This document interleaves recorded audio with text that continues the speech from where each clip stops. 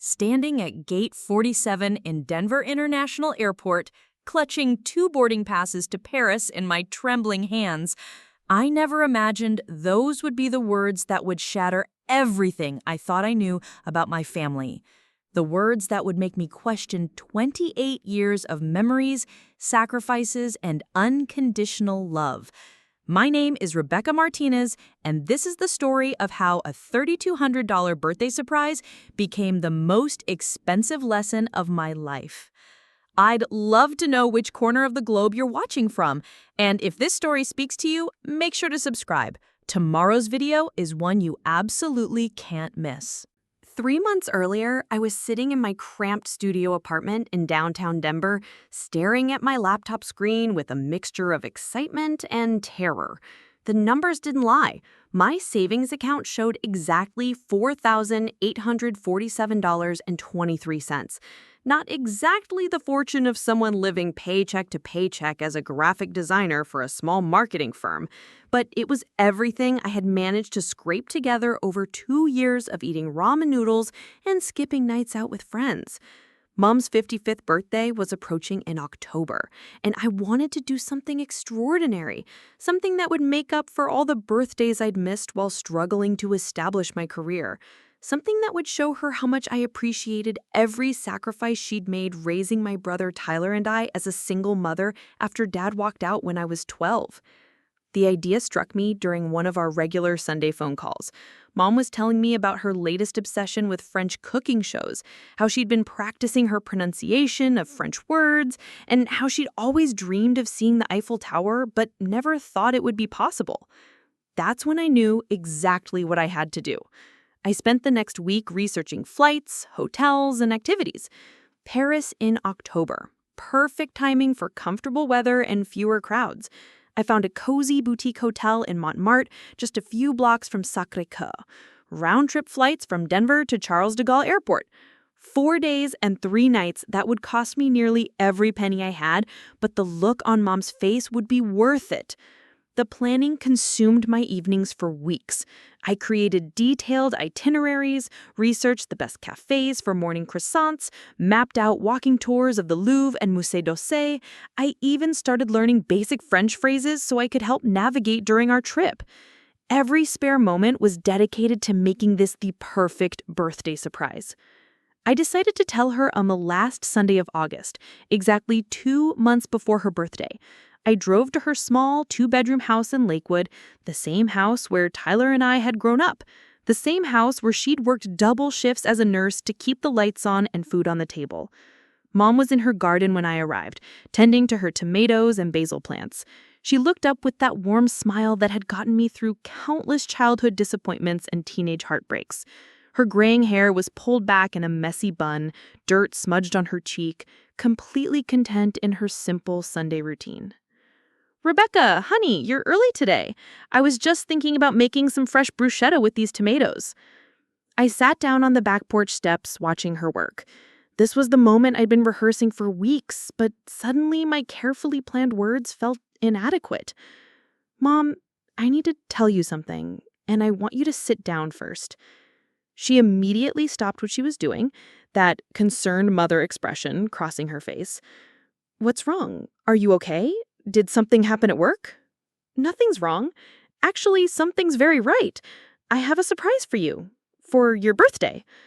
I pulled out the printed confirmation emails I'd folded carefully in my purse. Flight confirmations, hotel reservations, museum tickets, everything organized in a neat little packet. "We're going to Paris, Mom, you and me, October 15th through 19th, right around your birthday. 4 days in the city you've always dreamed of visiting." The look on her face was everything I'd imagined and more. Her hands flew to her mouth, eyes filling with tears. The gardening gloves dropped into the dirt.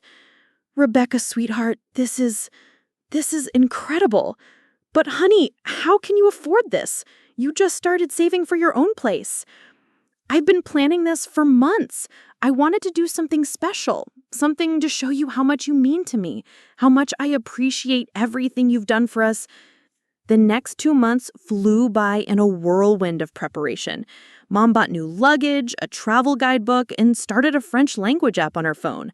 She'd text me photos of French recipes she wanted to try, monuments she wanted to see, little cafes she discovered online. Her excitement was infectious, and I found myself working extra freelance projects just to have a little more spending money for our trip. Tyler, my 25-year-old brother, seemed genuinely happy about our plans when I told him. He'd always been the more practical one, the one who stayed close to home, working construction and living just a few miles from Mom. While I'd moved to the city to chase my career dreams, Tyler had remained the reliable son, helping with yard work and home repairs, bringing Mom groceries when she was too tired after long shifts at the hospital. That's really cool, Becca, he said during one of our rare conversations. Mom's been talking about it nonstop. She's like a kid at Christmas. Tyler and I had never been particularly close. The 3-year age gap had felt like a canyon during our childhood, and our different life choices had only widened that distance as adults. He was the dependable one, the one Mom called when her car made strange noises or when she needed help moving furniture. I was the dreamer, the one who'd moved away to pursue art school and spent years struggling to make it in a creative field. But there had never been any real animosity between us. We were just different people who happened to share DNA and childhood memories. 2 weeks before the trip, I took a personal day to handle the final details. Passport check, travel insurance, currency exchange. I even bought a new dress for Mom's birthday dinner at a restaurant overlooking the Seine that I'd spent hours researching and booking. Everything was perfect. Every detail planned, every contingency considered.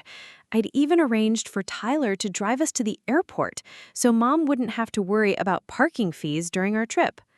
The night before our departure, I barely slept.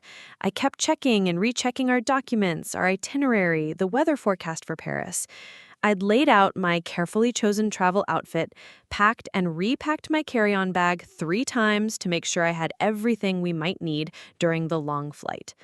At 5:30 a.m., my alarm went off, though I'd been awake for the past hour anyway. Our flight was at 11:45 a.m., which meant we needed to be at the airport by 9:45 a.m., which meant Tyler would pick us up at 8:15 a.m. to account for Denver morning traffic. I showered, got dressed, and grabbed my suitcase, practically bouncing with excitement. This was it, the trip I'd dreamed about, planned for, sacrificed for. In less than 12 hours, Mom and I would be on a plane to Paris, beginning an adventure that would create memories to last a lifetime. I arrived at Mom's house at 7:45 a.m., expecting to find her in the same excited state I was in. Instead, I found her sitting at her kitchen table, still in her pajamas, holding a cup of coffee with shaking hands.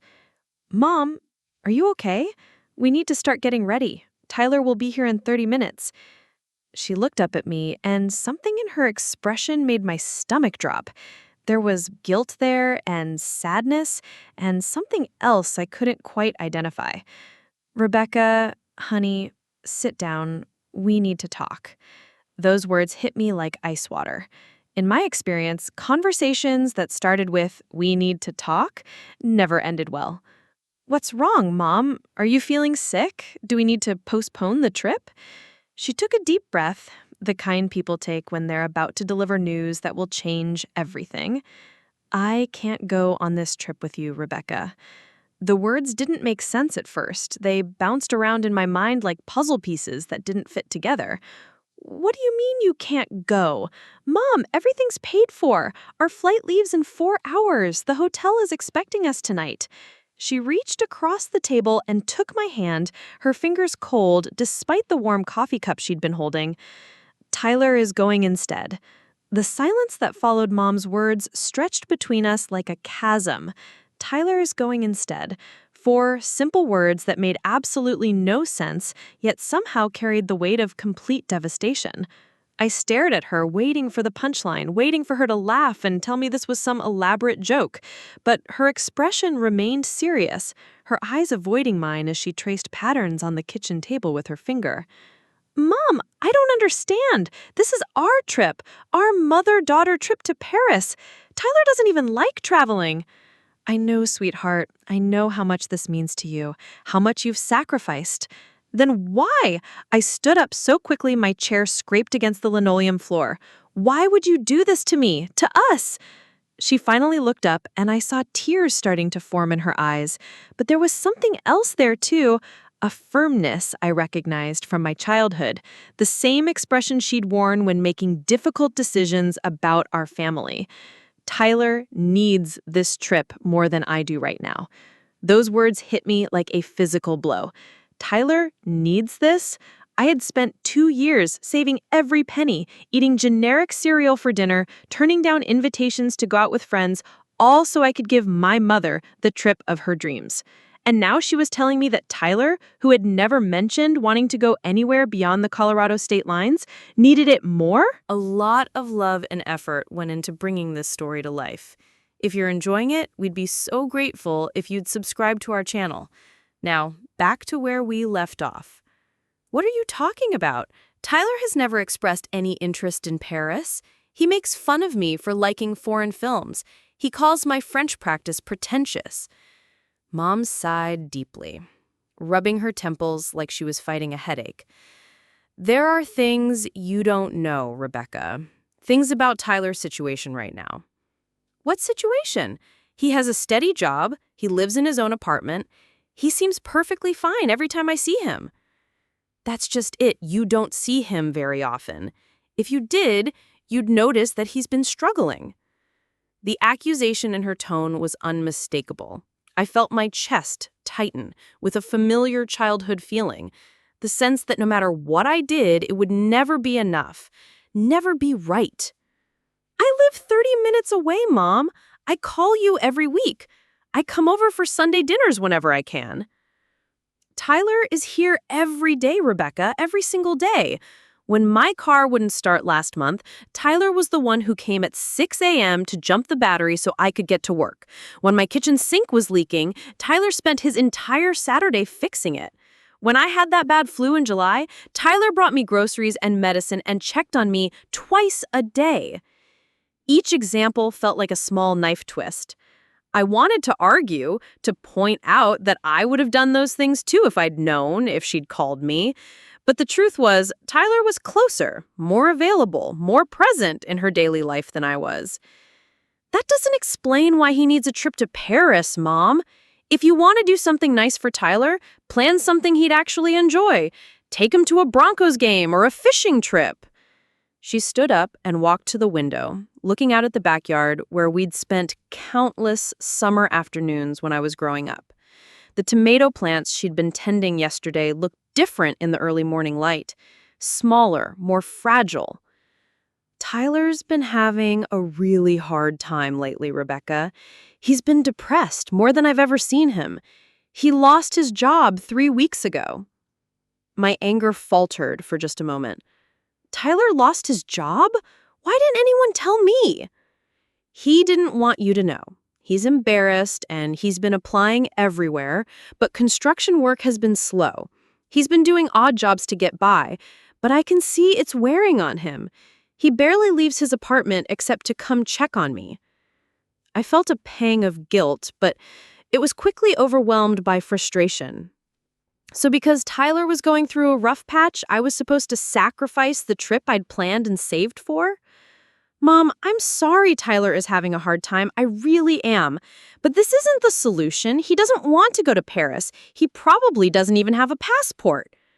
He does have a passport, actually. He got it last year when his ex-girlfriend wanted to go to Mexico for her sister's wedding. The casual way she mentioned this detail made it clear this wasn't a spur-of-the-moment decision. She'd been thinking about this, planning it. How long have you been planning to do this to me? She turned back to face me, and now the tears were flowing freely. I'm not doing this to hurt you, Rebecca. I'm trying to help your brother. By crushing me? By taking away something I've worked toward for 2 years?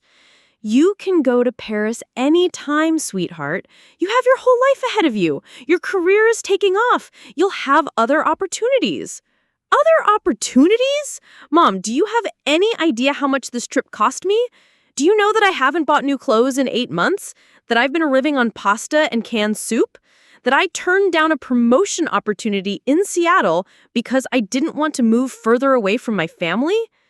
She looked genuinely surprised by this last piece of information. You never told me about Seattle. Because I chose to stay here to be closer to you, and this is how you repay that choice? The front door opened, and Tyler's voice called out from the entryway. Mom? Becca? You guys ready to go? My heart started racing. In all my imagined scenarios of things going wrong with this trip, I'd never considered the possibility that it would be sabotaged before we even left the house. Tyler appeared in the kitchen doorway, and I saw him properly for the first time in months. Mom was right. He did look different. Thinner, with dark circles under his eyes, his usual easy confidence replaced by something more tentative. Hey, Becca. Thanks for this. I know it means a lot to Mom that you planned something special for her birthday. The casual way he said it, as if this switch had already been decided and discussed, made my blood boil. Tyler, did you know about this? Did you know Mom was planning to send you instead of going herself? He shifted uncomfortably, glancing between Mom and me. She mentioned it might be a possibility a few days ago. Look, if you don't want me to go, I understand. I know this was supposed to be a mother-daughter thing. A few days ago. Not this morning, not last night, but a few days ago, which meant this betrayal had been brewing while I was excitedly texting Mom about restaurants and museums, while I was double-checking our itinerary and packing my carefully chosen outfits. This is unbelievable, I said, my voice rising. You've both been planning this behind my back? While I was working overtime to afford restaurant reservations and museum tickets, you were plotting to exclude me from my own trip? Rebecca, please lower your voice, Mom said, glancing toward the neighbors' houses. Don't tell me to lower my voice. This is my trip, Mom. My idea, my planning, my money. Every single penny came out of my savings account. Tyler stepped forward, his hands raised in a gesture of peace. Becca, I can pay you back. I mean, not right now, but eventually. I'll get another job and I'll pay you back every dollar. This isn't about money, Tyler. Well, it is about money, but it's not just about money. It's about the fact that I spent months planning this trip for Mom, dreaming about showing her Paris, about creating memories together.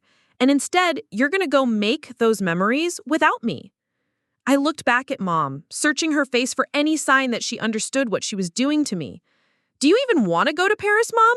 Or was this whole thing just an elaborate setup to give Tyler a free vacation? The hurt that crossed her face was unmistakable. And for a moment, I felt guilty for the accusation. But then she straightened her shoulders, and I saw that familiar, stubborn expression I'd inherited from her. Of course I want to go to Paris, Rebecca. You know I do. But sometimes we have to make sacrifices for our family. Sacrifices? I'm the one who's been making sacrifices, Mom. For 2 years, I've been sacrificing so I could give you this experience. Tyler cleared his throat awkwardly. Look, maybe we should all just take a step back here. The flight doesn't leave for a few hours. Maybe we can figure out some kind of compromise.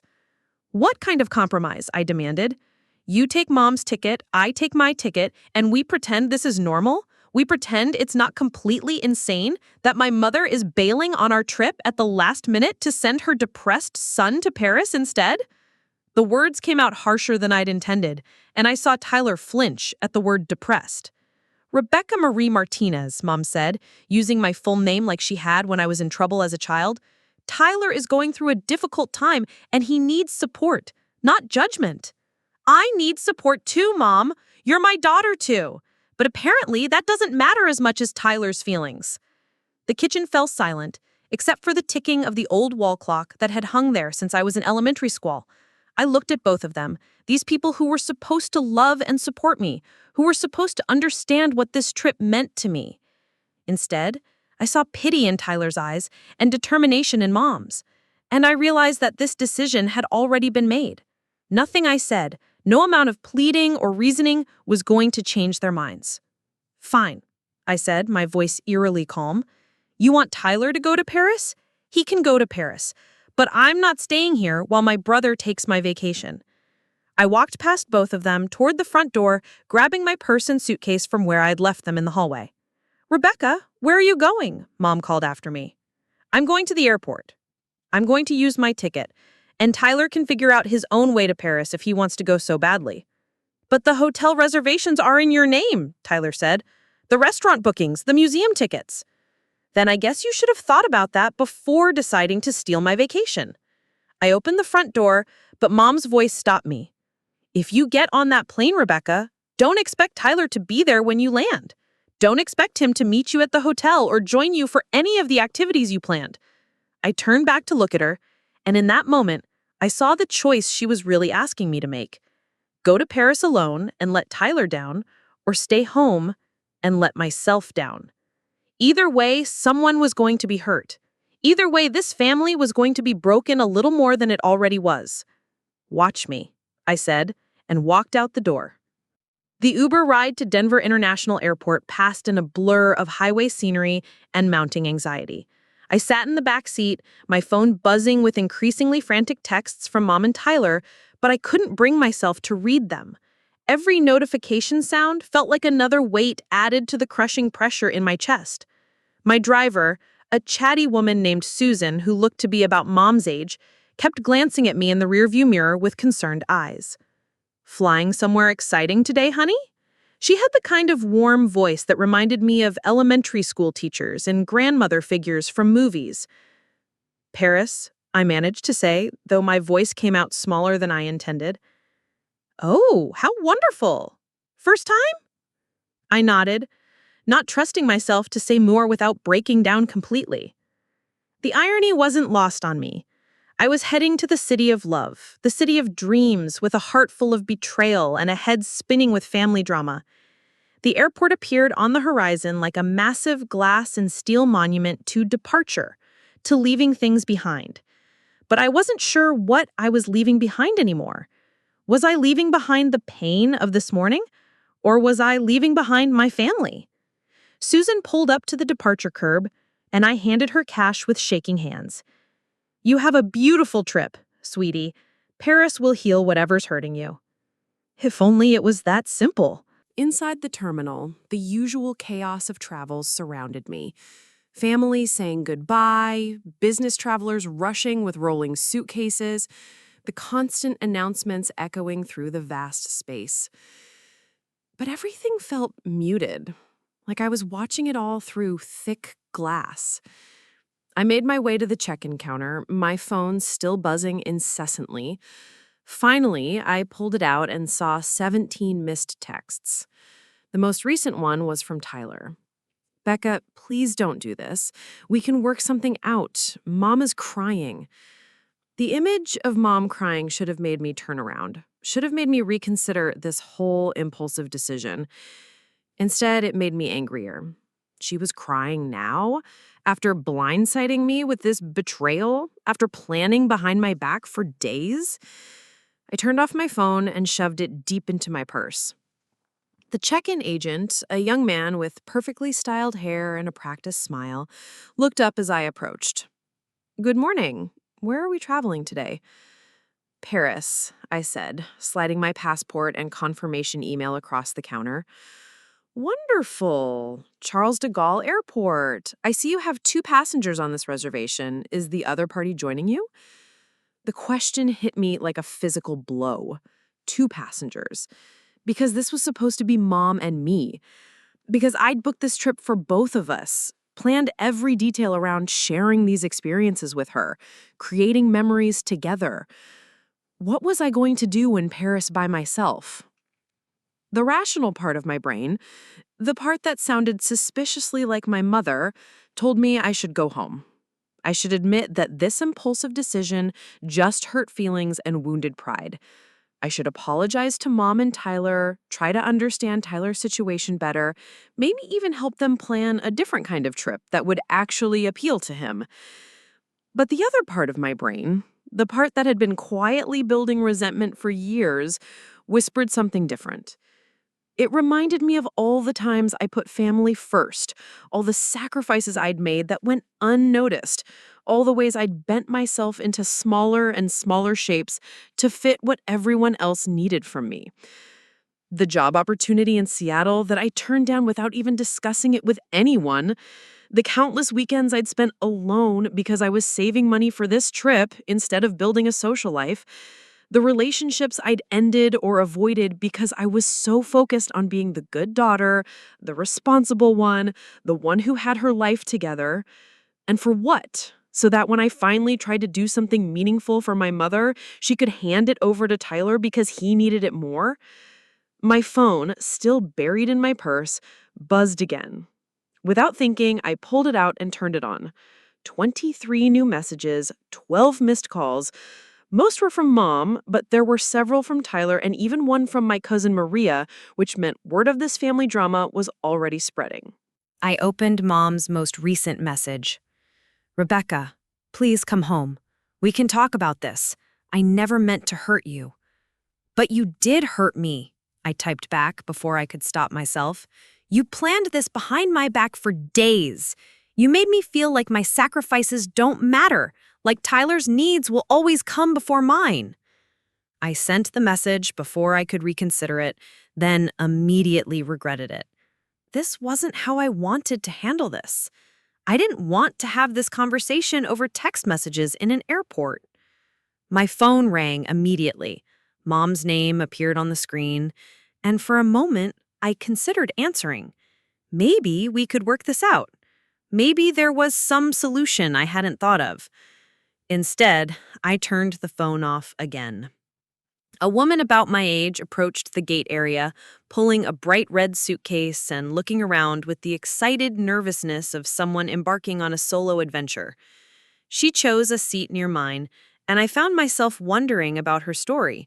Was she traveling alone by choice, or had her plans changed at the last minute too?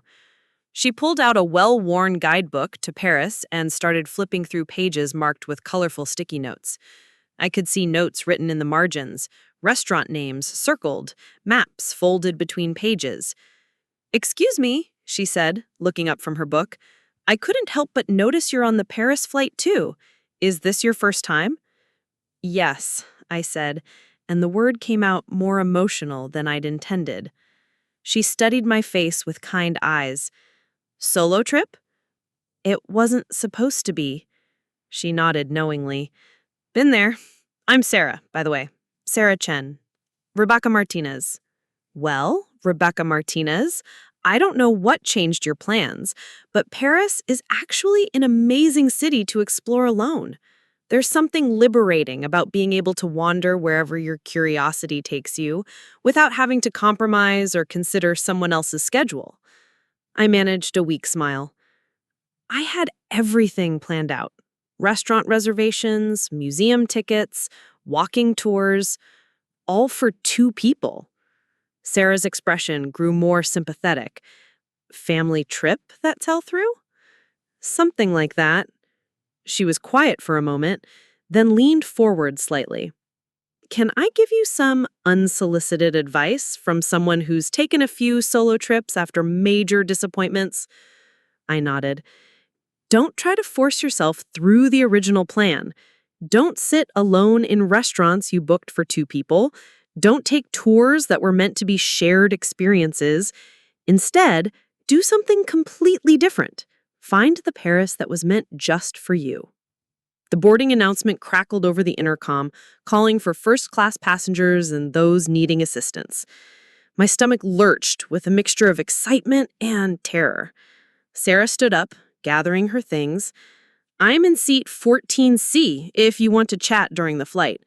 Sometimes talking to a stranger is easier than dealing with whatever you're running from." She headed toward the boarding line, leaving me alone with her words echoing in my head. Whatever you're running from. Was that what I was doing? Running away? Another boarding announcement called for business class and premium passengers. Soon they'd call my row, and I'd have to make a choice. Get on the plane and commit to this impulsive decision, or walk away and go home to face whatever consequences awaited me there. I thought about Mom, probably pacing around her kitchen right now, worrying about me. I thought about Tyler, who was genuinely struggling and probably felt terrible about how this whole situation had unfolded. I thought about the family dynamics I'd never fully understood, the ways we'd all learned to hurt each other while trying to help. Then I thought about the 2 years I'd spent saving for this trip, the sacrifices I'd made, the dreams I'd built around showing Mom the city she'd always wanted to see. The version of me who had planned this trip with such love and excitement.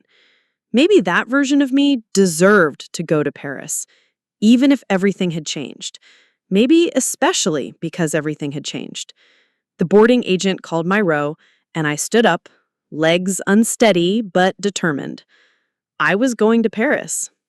The Boeing 787 felt massive and impossibly small at the same time. As I settled into seat 23A, the window seat I had specifically chosen so Mom could have easy access to the aisle, the reality of flying alone to Paris began to sink in with uncomfortable clarity. The flight attendant, a woman with silver hair and laugh lines around her eyes, stopped at my row during the pre-flight safety demonstration. "Flying alone today, sweetheart?" she asked quietly, noticing the empty seat beside me.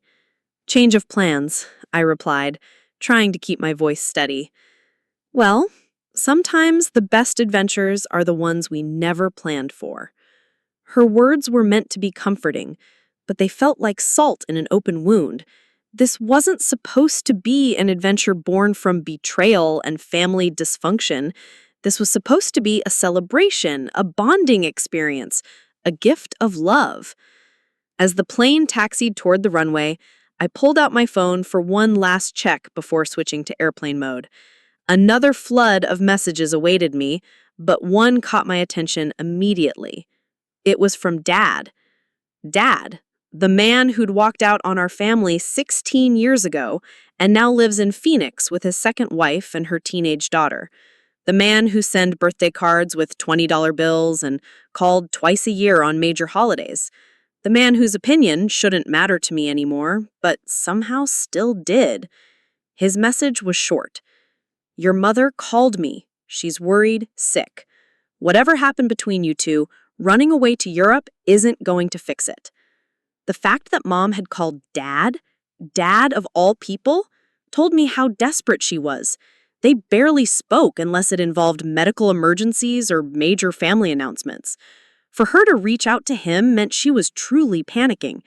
But what stung more was his casual dismissal of my decision as running away, as if my feelings didn't matter, as if I was being childish and dramatic, as if the $3,200 I'd spent and the 2 years I'd sacrificed were just trivial details in some family squabble. I typed back, "This isn't about running away. This is about refusing to be taken advantage of by people who are supposed to love me." I hit send and immediately turned my phone to airplane mode, cutting off any possibility of his response reaching me until I landed in Paris. The takeoff was smooth, but my stomach churned as Denver grew smaller below us. The Rocky Mountains stretched out like a wrinkled brown blanket, and I found myself wondering if I'd ever see them the same way again. Would this trip change me? Would I come back to Colorado as a different person? Someone who'd learned to put herself first instead of always accommodating everyone else's needs? Sarah, the woman I'd met at the gate, was seated several rows ahead of me. I could see the top of her dark hair and occasionally caught glimpses of her animated conversation with the passenger beside her. She seemed so comfortable with her solo adventure, so confident in her decision to explore the world on her own terms. I envied that confidence. The passenger in the middle seat of my row was a businessman in his 50s, already deep into spreadsheets on his laptop. He'd nodded politely when I'd settled in, but hadn't attempted conversation, which suited me fine.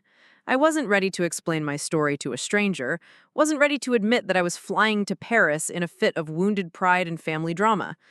As we reached cruising altitude, the flight attendants began their meal service. The dinner I'd been served, some kind of chicken with vegetables that tasted like they'd been prepared in a laboratory, reminded me of all the restaurant reservations I'd made in Paris. Le Comptoir du Relais for Mom's birthday dinner, Brez Café for what I had imagined would be the perfect mother-daughter lunch, Las Deux Falal in the Marais district because Mom had mentioned wanting to try different cultural foods. All of those reservations were still in my name, still booked for 2 people.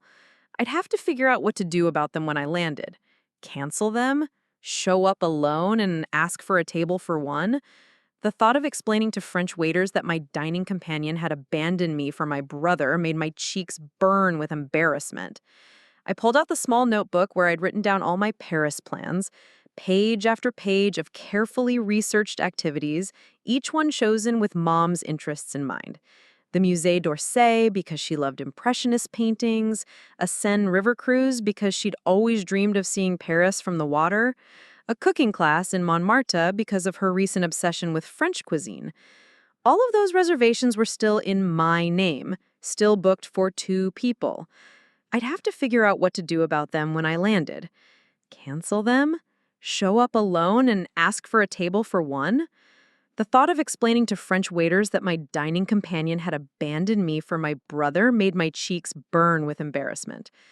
I pulled out the small notebook where I had written down all my Paris plans, page after page of carefully researched activities, each one chosen with Mom's interests in mind.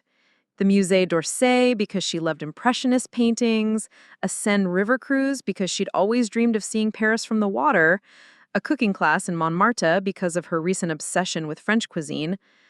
Looking at these plans now, I realized how much of my own desires I'd sublimated to focus on what I thought would make Mom happy. When was the last time I'd planned something purely for my own enjoyment? When was the last time I'd chosen a vacation destination based on what I wanted to see, rather than what would please someone else? Maybe Sarah had been right. Maybe this was my chance to find the Paris that was meant just for me. I opened a fresh page in my notebook and started writing a new list.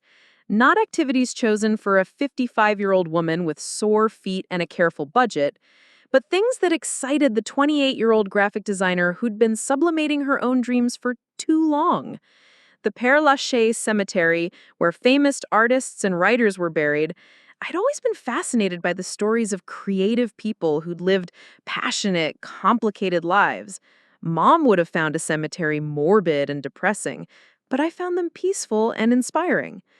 The Marché aux Puces flea markets, where I could hunt for vintage posters and unusual design inspiration for my work. Mom would have been overwhelmed by the crowds and the haggling, but I thrived in that kind of creative chaos. Shakespeare and Company, the famous English language bookstore that had been a haven for writers and artists for decades. I could spend hours there, something that would have bored Mom to tears. As I wrote, I felt something shift inside me. The hurt and anger were still there, but they were being joined by something else. Anticipation, maybe. Curiosity about who I might become when I stopped trying to be who everyone else needed me to be. The businessman beside me had finished his meal and was now watching a movie on his tablet. I caught a glimpse of the screen, some action film with cars and explosions, and found myself wondering about his story too. Was he traveling for work or pleasure? Did he have a family waiting for him somewhere, or was he as alone in the world as I felt right now? The cabin lights dimmed for the overnight portion of the flight, and passengers beside me began settling in for sleep. I reclined my seat and pulled the thin airline blanket up to my chin. But sleep felt impossible. My mind was racing with too many thoughts, too many emotions, too many questions about what I was doing and why. I kept thinking about Tyler, and for the first time since this morning's revelation, I tried to imagine the situation from his perspective. I'd been so focused on my own hurt that I hadn't really considered what might have driven him to accept this trip in the first place. Tyler had always been the practical one, the one who stayed close to home, who chose security over adventure. For him to agree to fly halfway around the world to a country where he didn't speak the language suggested that his problems were more serious than I had realized. What if he really was struggling with depression? What if losing his job had been more devastating than just a temporary setback? What if Mom's decision to send him instead of going herself came from a place of genuine maternal concern rather than favoritism? But even as I tried to be understanding, the hurt bubbled up again. Why didn't anyone tell me Tyler was struggling? Why didn't Mom ask for my help in figuring out how to support him? Why did the solution have to involve taking away something that meant so much to me? I thought about all the times over the years when I'd felt like an outsider in my own family. The jokes Tyler and Mom shared that I didn't understand. The easy physical affection between them that I'd never quite figured out how to replicate. The way they could communicate with just a look, while I always felt like I was explaining myself. Maybe this trip was just the latest example of a dynamic that had been in place for years. Maybe I'd been fooling myself to think that planning this elaborate vacation would somehow change our family relationships, would make me feel more central to their lives. The cabin was quiet now, except for the steady hum of the engines and the occasional rustle of someone adjusting their position. I closed my eyes and tried to imagine what tomorrow would bring. Landing at Charles de Gaulle Airport, taking the train into the city center, checking into the boutique hotel in Montmartre that I'd chosen so carefully. Would I feel triumphant? Lonely? Regretful?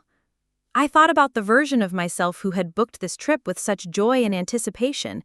She'd been so certain that this grand gesture would be appreciated, that the sacrifice in planning would be worth it for the look on Mom's face when she saw the Eiffel Tower for the first time. That version of me felt naive now, almost pitifully hopeful. But maybe she'd been onto something. Maybe the gesture was worth it, even if it hadn't turned out the way she had expected.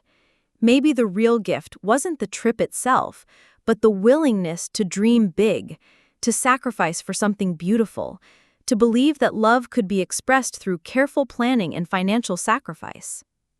Somewhere over the Atlantic Ocean, as the plane carried me toward an uncertain adventure in a foreign city, I made a decision. I wasn't going to spend this trip mourning what it was supposed to be. I wasn't going to punish myself for Tyler's problems or Mom's choices.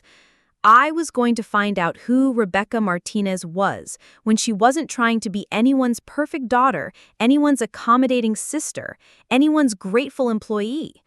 I was going to discover what happened when I stopped putting everyone else's needs before my own. Paris was going to teach me how to be selfish, and maybe that was exactly what I needed to learn.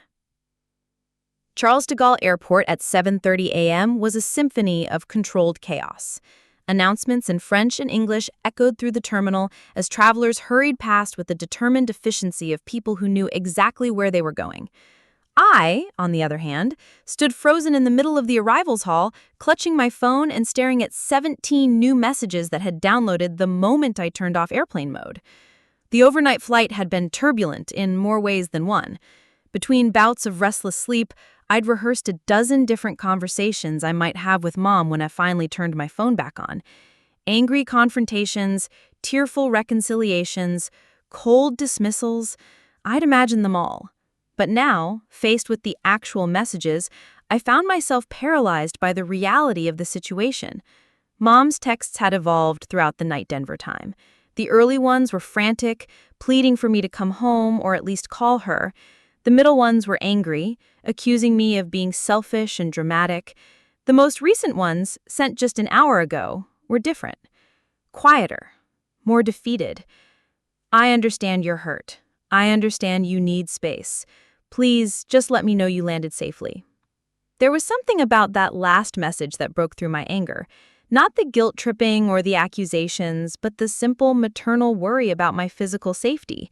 Despite everything that had happened, she was still my mother, still concerned about whether I'd made it to Paris in one piece. But before I could respond, I noticed another series of messages from numbers I didn't recognize. Apparently, word of my dramatic departure had spread beyond my immediate family. My cousin Maria had somehow gotten involved, sending messages that ranged from supportive to bewildered.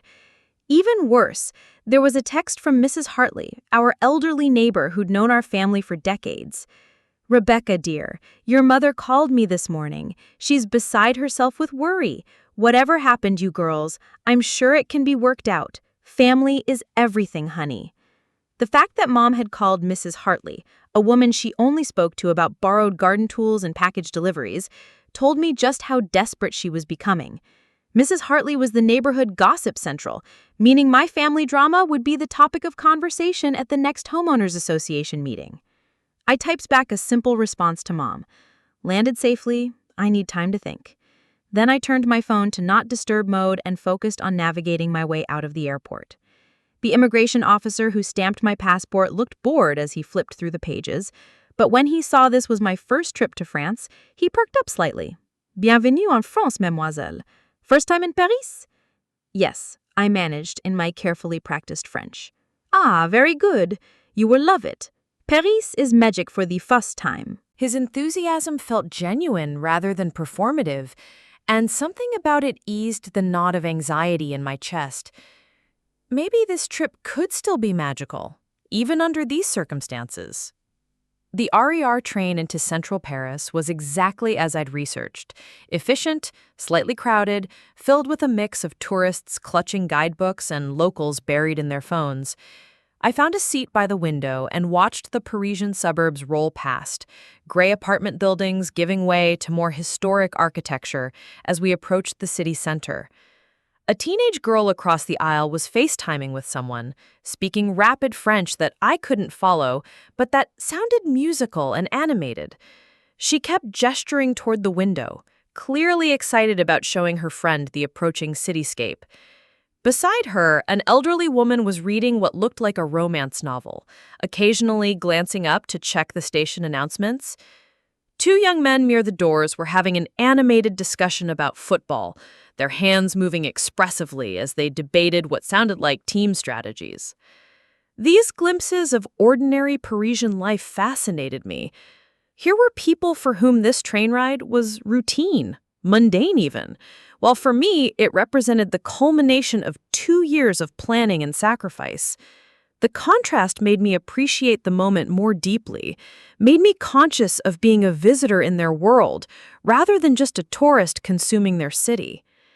The Châtelet-Les Halles station was overwhelming, a massive underground complex with multiple levels, escalators leading in every direction, and signs in French that I only partially understood, despite my months of practice.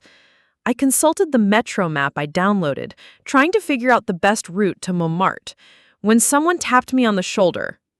"Rebecca, is that you?" I turned to find Sarah, the woman from my flight, looking fresh and energetic despite having just endured the same overnight journey I had. She'd changed clothes and somehow managed to fix her hair in a way that made her look like she'd been in Paris for days rather than hours. "Sarah, I'm so glad to see a familiar face. This station is massive." She laughed, adjusting the straps of her bright red backpack that I now noticed was covered with patches from various countries and cities. "It's definitely intimidating the first time. I remember my first trip to Paris 5 years ago. I got completely lost trying to find the exit and ended up crying in a McDonald's. But now look at me, practically a local." "Where are you staying?" "Montmartre, near Sacré-Cœur." "Oh, that's lovely. Very romantic area. Perfect for soul-searching."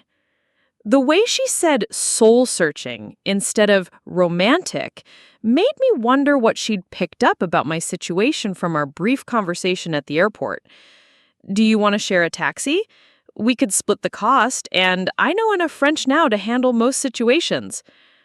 "Actually, I think I'll take the metro. I want to get the full experience."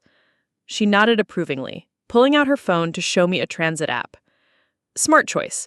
Here, download this. It'll help you navigate the metro system. And this one is for restaurant reviews. Trust me, avoiding tourist traps is crucial in Paris." As she scrolled through her apps, I noticed she had numerous travel-related downloads: translation tools, currency converters, local event finders. This was clearly someone who turned solo travel into a well-honed skill. "How many times have you done this? Traveled alone, I mean." She paused, considering the question. "This is my 7th solo international trip. Started after my divorce 3 years ago. Best decision I ever made, honestly. There's something about navigating a foreign country by yourself that makes you realize you can handle pretty much anything." Her casual mention of divorce caught my attention. Here was someone who'd faced a major life upheaval and turned it into an opportunity for growth and adventure. "Was it scary at first, being alone in strange places?" "Terrifying," she admitted. My first solo trip was Iceland, and I spent the entire first day in my hotel room ordering room service and watching English language TV. But eventually, hunger and curiosity won out over fear. Now I can't imagine traveling any other way. After we exchanged contact information and agreed to meet up later in the week, I watched her disappear into the crowd with the confidence of someone who belonged wherever she chose to go. Her ease inspired me, but it also highlighted how unprepared I felt for this solo adventure. The metro ride to Pigalle station took 20 minutes, during which I studied my fellow passengers with the intensity of an anthropologist. A woman in an elegant navy coat was reading Le Figaro, her manicured nails clicking against her phone as she scrolled through additional articles. Two construction workers in paint-splattered clothes were sharing jokes I couldn't understand, but their easy camaraderie transcended language barriers. An elderly man was discreetly feeding breadcrumbs to a small dog hidden in his jacket, occasionally glancing around to make sure no metro police were watching. Near the doors, a young couple was engaged in what appeared to be a serious conversation, their voices low and intense. The woman kept shaking her head, while the man gestured pleadingly. I couldn't understand their words, but their body language suggested a relationship drama that felt universal. For a moment, I wondered about their story, whether they were fighting about something trivial or facing the kind of fundamental betrayal that had brought me to Paris. This was the Paris that guidebooks never quite captured, the ordinary daily life of actual Parisians going about their business. Street musicians played accordion music that echoed through the tunnels. A woman sold newspapers from a small stand, calling out headlines in rapid French. Teenagers in school uniforms crowded together, laughing at something on one of their phones. For the first time since yesterday morning, I forgot about my family drama and just absorbed the simple pleasure of being somewhere completely different from anything I'd ever experienced. The Hotel des Arts was exactly as beautiful as the photos had promised, though somehow more intimate in person. A narrow building with wrought iron balconies and window boxes filled with late-season flowers, tucked into a quiet side street just off Place du Tetre. The lobby was tiny but elegant, with exposed stone walls that looked centuries old and antique furniture that belonged in a museum. The desk clerk, a woman about my age with short blonde hair and impeccable makeup, greeted me with a warm smile that reached her eyes. "Bonjour, you must be Mademoiselle Martinez. We have been expecting you and your companion." The mention of my companion hit like a small punch to the stomach. Yes, though there's been a change of plans. It's just me now, not two guests. Her expression shifted to one of polite concern mixed with professional discretion. "Ah, I see. This is no problem at all. Your room has a lovely double bed, perfect for one person to spread out and be comfortable. And the balcony has room for just one chair anyway.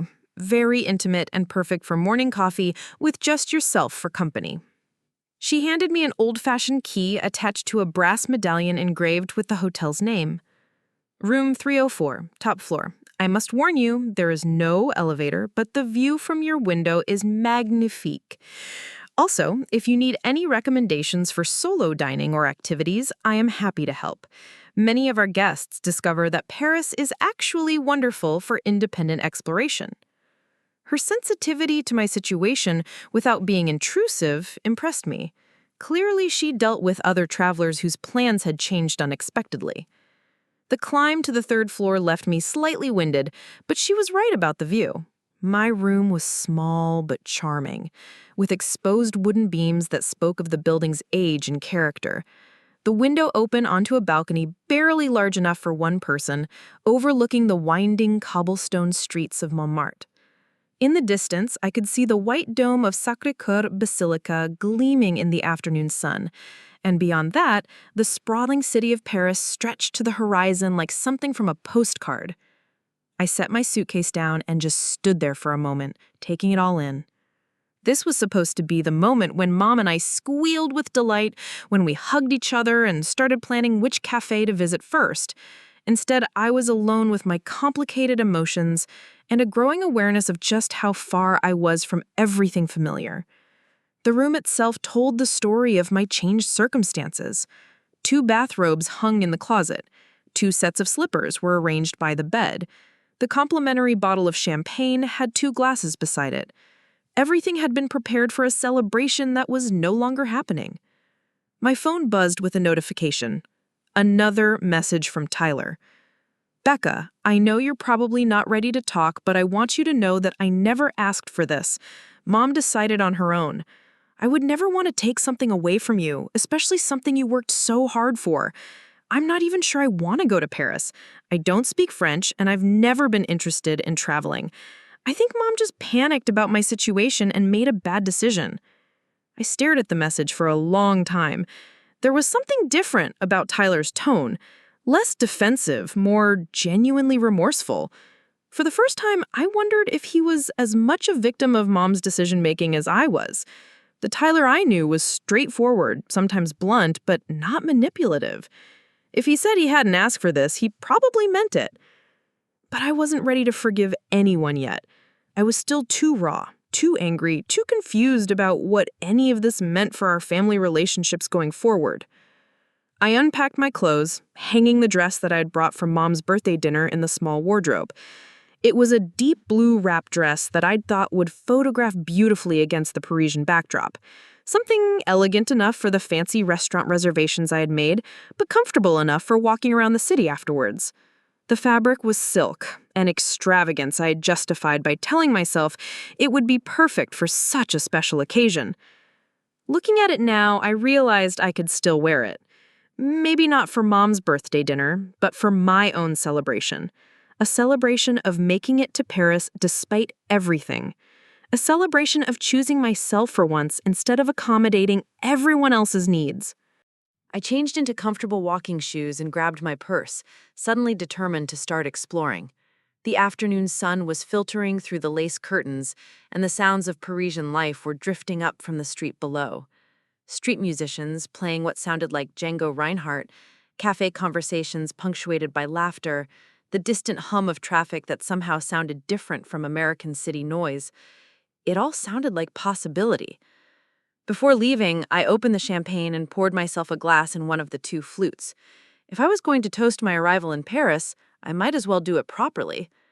The bubbles tickled my nose as I raised the glass toward the window, toward the city stretching out below me. Here's to Plan B, I said aloud to the empty room. May it be better than Plan A ever could have been. The cobblestone streets of Montmartre stretched before me like an ancient map waiting to be explored. Every corner revealed something unexpected. A hidden courtyard where an old man fed pigeons from a paper bag.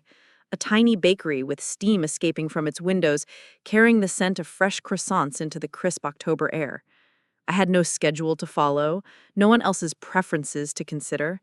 For the first time in years, I was completely free to follow my own curiosity. A small gallery caught my attention, its windows displaying watercolor paintings of Parisian street scenes that captured the city's soul rather than just its famous landmarks. The artist, a middle-aged man with paint-stained hands and wire-rimmed glasses, was sitting outside working on a new piece. He noticed me studying his work and looked up with a smile. "Bonjour, mademoiselle." "American?" he asked in accented English. "Yes, how did you know?" "The way you look at everything, like you're trying to memorize it all. Americans always want to capture every moment. It's not a criticism, just an observation." I watched him add delicate strokes to his painting of the Sacré-Cœur, the white basilica emerging from his watercolors like a dream made tangible. "Do you ever paint the same scene twice?" "Many times, but it's never the same painting. The light changes, the season changes. I change. Paris reveals different secrets depending on when you look." His words resonated as I purchased one of his smaller works, a charming street scene that captured the exact corner where we stood. My first solo souvenir, chosen entirely for my own aesthetic rather than as a gift or shared memory. Wandering deeper into Montmartre, I discovered Place du Théâtre, where artists had transformed the square into an outdoor gallery. Portrait painters worked quickly, capturing tourists' faces while street performers created a soundtrack of accordion music and folk songs. A little girl, maybe 5 years old, danced unconsciously to the music while her parents watched with vacation smiles. I found myself studying the interactions around me with new eyes. A young couple argued quietly in Italian while posing for a caricature artist. An elderly woman fed pieces of bread to a small dog while reading what looked like a romance novel. 3 teenage friends took countless selfies, each trying to capture the perfect angle with the Parisian backdrop. 6 months ago, these scenes of connection and joy might have made me feel lonely, highlighting what was missing from my own life. Today, they felt like entertainment, like being granted access to dozens of small human dramas playing out simultaneously. I was learning to be content with my own company, to find richness in observation rather than always needing to be part of the action. At a cafe called La Consula, I ordered coffee and settled at an outdoor table. The coffee au lait arrived in a proper porcelain cup, accompanied by a small cookie that dissolved perfectly on my tongue. This was what I'd been missing in my carefully planned itinerary, the simple pleasure of sitting somewhere beautiful with no agenda beyond enjoying the moment. My phone buzzed with a message from Tyler, longer than any text he'd ever sent me. "Becca, I've been thinking about everything that happened, and I need to tell you something. I've been struggling for months, but not in the way Mom thinks. I've been feeling like everyone my age is moving forward while I'm stuck in the same place. When she offered you your trip, I said yes because I thought maybe seeing something different would shock me out of this funk. But it was wrong to take something you worked so hard for. I should have said no immediately. I'm not going anywhere. Mom needs to stop trying to fix my problems for me." His honesty surprised me. Tyler had always been the practical one, the one who kept his emotions close to his chest. For him to admit feeling left behind, feeling like a failure, revealed a vulnerability I'd never suspected. I typed back, "Thank you for telling me that. It helps me understand. But Tyler, have you thought about talking to someone professional about how you're feeling?" His response came quickly. "Actually, yes. I made an appointment with a counselor for next week. I haven't told Mom yet. I want to figure some things out on my own first." This exchange shifted something in my understanding of our family dynamics. Maybe Mom's overprotectiveness wasn't just favoritism towards Tyler, but response to genuine concerns she hadn't known how to articulate. Maybe Tyler's acceptance of the Paris trip came from desperation rather than entitlement. The situation was more complex than I had initially understood, though it didn't excuse how it had been handled. I pulled out my notebook and reviewed the new itinerary I'd created during the flight. Père Lachaise Cemetery topped the list, a destination I'd eliminated from our original plans because I'd assumed Mom would find it depressing. Now I could explore it without worrying about anyone else's comfort level. The metro ride to the cemetery took me through neighborhoods I'd only read about in guidebooks. République, with its imposing statue and bustling cafe terraces. Oberkampf, where street art covered building walls and young Parisians spilled out of trendy bars onto sidewalks. Belleville, a multicultural district where I glimpsed Moroccan restaurants, Chinese markets, and galleries showcasing contemporary art. Through the train windows, I caught fragments of authentic Parisian life, children walking home from school in groups, elderly men playing chess in small parks, women carrying baguettes and flowers from morning market trips. This living city, continuing its daily rhythms regardless of tourism, fascinated me more than any monument could. Père Lachaise Cemetery exceeded every expectation. Sprawling across dozens of acres, it felt more like a city of elaborate monuments than a traditional graveyard. Ancient trees formed a canopy overhead, and cobblestone paths wound between tombs that ranged from simple headstones to Gothic mausoleums that resembled miniature cathedrals. I located Jim Morrison's grave first, marked by flowers and handwritten notes from fans who still made pilgrimages decades after his death. A young man with a guitar sat nearby, playing The End quietly, while a small crowd listened with reverent attention. But the lesser-known graves captured my imagination more powerfully. Writers whose names appeared on tombstones in multiple languages, suggesting international recognition that had transcended their lifetimes. Artists whose final resting places featured sculptures and reliefs that showcased their creative legacy. Musicians whose monuments included carved representations of their instruments. frozen in stone, but somehow still suggesting melody. At Edith Piaf's grave, I found myself unexpectedly emotional. Someone had left a single red rose, its petals just beginning to wilt. The inscription was simple, just her name and dates, no elaborate epitaph needed for someone whose life had been her message. I knew her story. Orphaned young, struggled with addiction and poverty, faced personal tragedies that would have destroyed a lesser spirit. Yet she'd transformed all that pain into art that still moved people to tears more than half a century after her death. Standing there, I thought about the courage required to perform night after night, pouring heartbreak and passion into songs that would outlive her by generations. She'd refused to let circumstances define her, choosing instead to define herself through her art, her voice, her absolute refusal to be silenced by suffering. Maybe that's what I needed to learn from this experience. Not how to avoid pain or betrayal, but how to transform it into something meaningful. How to use this family crisis as raw material for becoming a stronger, more independent version of myself. Near the poets section, I encountered an elderly woman tending flowers at a modest grave. She was speaking softly in French to the headstone, her words too quiet for me to understand, but clearly intimate and loving. When she noticed me watching, she smiled and switched to accented English. "Are you visiting someone special?" "Just exploring. This place is incredible. So much history." "Ah, yes. I come here every week to visit my husband. He was a writer, not famous, but he loved words the way other men love wine or women. Being here makes me feel close to all the artists who understood that passion." She gestured toward the surrounding graves. "They all chose difficult lives, you know. Artists, writers, musicians, they could have lived more safely, more conventionally. But they chose truth over comfort, expression over security. That takes tremendous courage." Her words followed me as I continued exploring. I found Colette's grave, the novelist who'd scandalized French society with her frank portrayals of female sexuality and independence. Oscar Wilde's tomb, covered with lipstick kisses from admirers who still celebrated his wit and defiance of convention.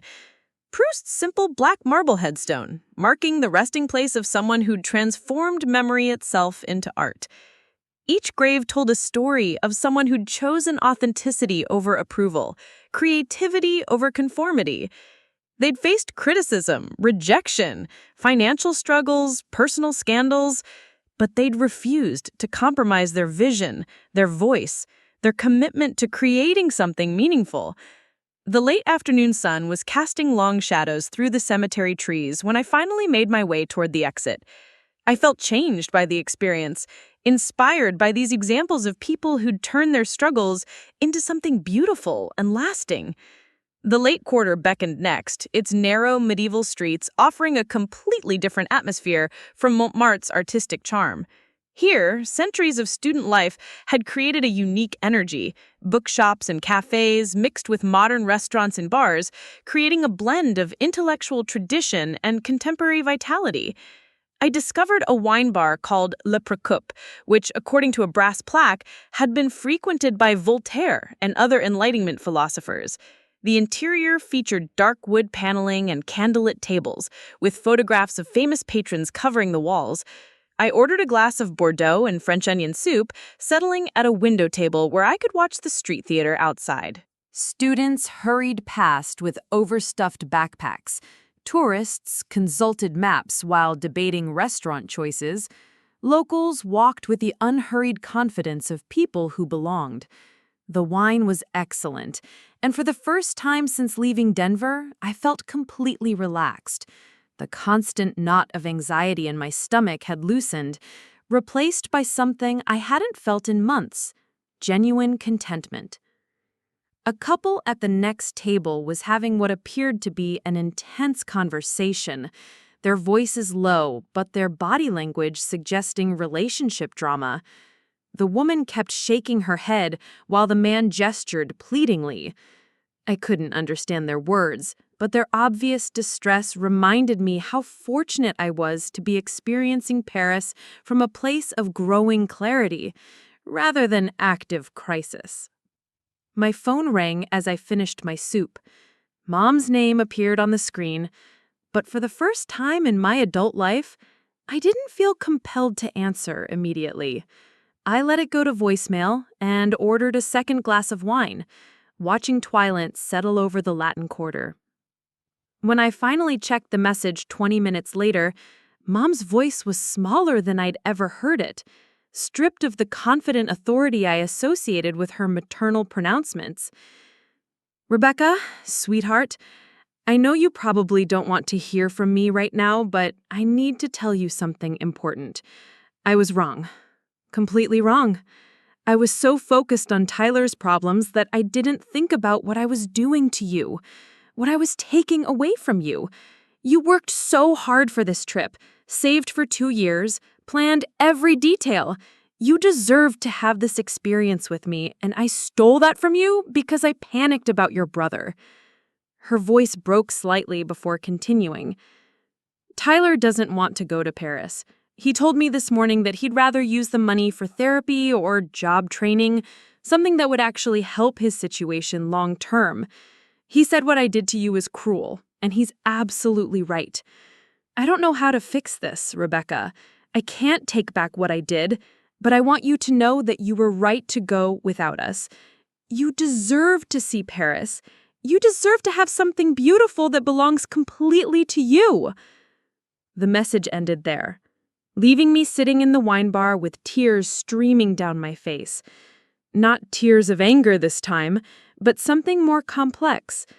Relief that she finally understood the magnitude of her betrayal, sadness about the trust that had been damaged and would take time to rebuild, and underneath it all, a surprising sense of forgiveness that I hadn't expected to feel so soon. I paid for my dinner and walked slowly towards the Seine, processing what I'd just heard. Mom's apology felt genuine, but more importantly, it suggested the beginning of a new kind of relationship between us, one where she acknowledged my autonomy, my right to have feelings that mattered, my need for experiences that belonged to me alone. Shakespeare and Company glowed warmly in the evening light when I finally reached it. The famous English-language bookstore's windows displayed everything from classic literature to contemporary poetry, and despite the late hour, browsers filled every corner. The atmosphere was exactly what I'd imagined. Literary pilgrims treating books like sacred objects, readers settled into corners with notebooks and pencils, the kind of intellectual sanctuary that made you want to spend entire afternoons discovering unexpected treasures. I found a copy of A Movable Feast, Hemingway's memoir about his early years in Paris, and settled into a reading nook to flip through it. His descriptions of poverty and artistic struggle in 1920s Paris resonated with my current situation. Here was someone who'd come to this city with dreams and very little money, who'd learned to appreciate simple pleasures while building the foundation for a legendary career. If you are lucky enough to have lived in Paris as a young man, then wherever you go for the rest of your life, it stays with you, for Paris is a movable feast, he'd written. I wasn't a young man, and I wasn't exactly poor, but I understood what he meant about Paris getting into your blood, becoming part of your story regardless of the circumstances that brought you here. A young woman working at the store, her arms covered in literary tattoos, including what looked like quotes from Virginia Woolf and Toni Morrison, noticed me reading and approached with a friendly smile. "First time at Shakespeare and Company?" "Yes, and I can already tell it won't be the last. This place is magical." "It really is special. Are you visiting Paris, or do you live here?" "Just visiting. Solo trip." Those are often the most transformative kind. There's something about being alone in a foreign city that forces you to confront who you really are when you strip away all the roles you play for other people. Her observation felt perfectly timed, like the universe confirming that I was exactly where I needed to be. Any recommendations for someone who's trying to figure out what comes next in life? She laughed, gesturing around the store. You're in the right place for that question. I'd recommend anything by Anais Nin if you're interested in female perspectives on independence and self-discovery. Or maybe some travel memoirs. We have authors who've used solo journeys to rebuild their entire lives. I purchased the Hemingway book along with Nin's A Spy in the House of Love and a leather-bound notebook with Paris embossed on the cover. Maybe I'd start documenting this experience, capturing not just what I saw, but how it was changing me. Maybe this trip would mark the beginning of a new chapter in my life, rather than just an expensive lesson in family dysfunction. Outside the bookstore, the Seine stretched before me like a ribbon of reflected light. Evening had transformed Paris into something even more beautiful. Couples walking hand in hand along the embankments, dinner boats gliding past with soft jazz drifting from their windows, the Eiffel Tower beginning its hourly light display in the distance. This should have been the moment when Mom and I took our first evening stroll along the river, marveling at how much more beautiful Paris was in person than in any photograph. Instead, I was experiencing it alone, and somehow that felt exactly right. I found a bench facing the water and called Mom back. She answered before the first ring finished, as if she'd been clutching her phone, waiting for my response. Rebecca? Hi, Mom. Oh, sweetheart, how are you? Are you safe? Is Paris everything you hoped it would be? I'm safe, and yes, Paris is incredible, more beautiful than I ever imagined. I'm so sorry, baby. I'm so sorry I destroyed this for you. You didn't destroy it, Mom. You changed it completely, but you didn't destroy it. Silence stretched between us while she processed this distinction. What do you mean? I mean, I'm learning things about myself that I never would have discovered if this trip had gone according to plan. I'm learning that I can navigate foreign countries by myself. I'm learning that I've been shrinking myself to accommodate everyone else's needs for years. I'm learning that sometimes the experiences we never planned for teach us the most about who we really are. Another pause, then a sound that might have been crying. You sound different, she said finally. Stronger, somehow. I feel different. I feel like I'm meeting myself for the first time in years. We talked for nearly an hour, working through layers of hurt and misunderstanding that had been accumulating for years.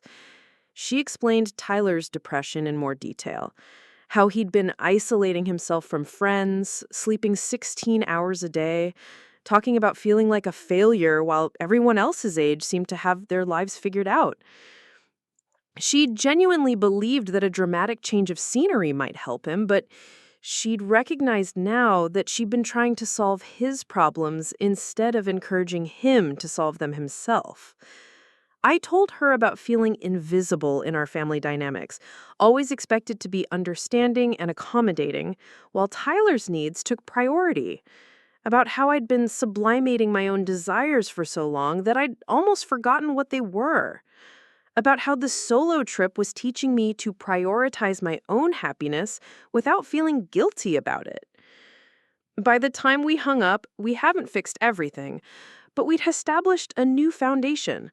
I loved my family deeply, but I wouldn't sacrifice my own well-being to manage their crises anymore. I would support them, but as an equal participant in our relationships, rather than as someone whose needs mattered less.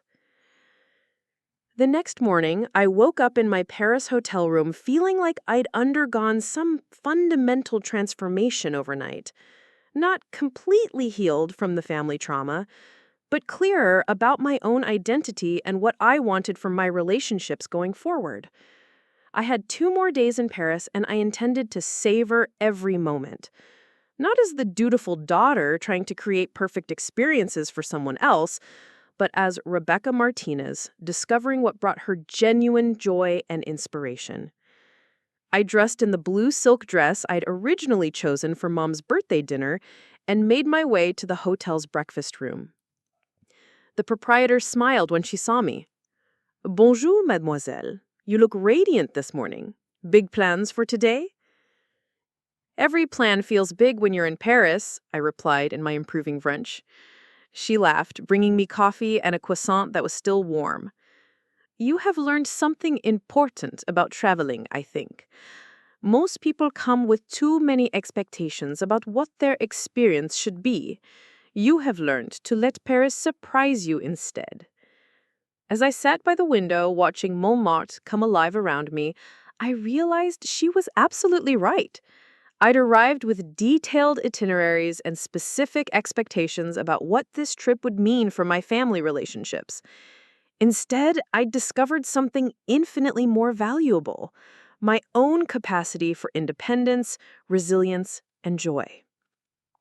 My phone buzzed with a text from Sarah, the woman I'd met on the plane.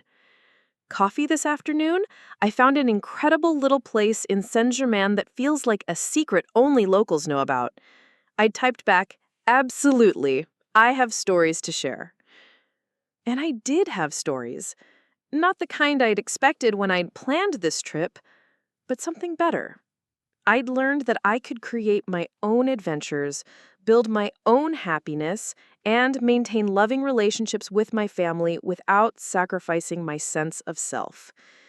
The city spread out before me like an endless collection of possibilities, and for the first time in my adult life, I was ready to explore them entirely on my own terms. Looking for more? We've got 2 amazing stories ready for you right on screen. If this one touched you, these are absolutely worth your time. Click to watch them now. And hey, subscribe and hit that bell to never miss our latest uploads.